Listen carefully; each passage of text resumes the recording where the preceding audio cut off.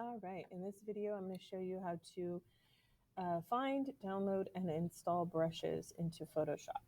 All right, so I am on Brush Easy. This is a website where you can find tons of free Photoshop brushes just by searching, typing in keywords. I just typed in Halloween and came up with some Halloween type brushes.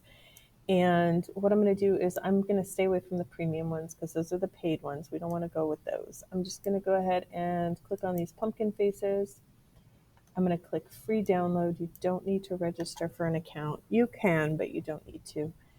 Once it's done counting down, then it'll download my file onto my computer.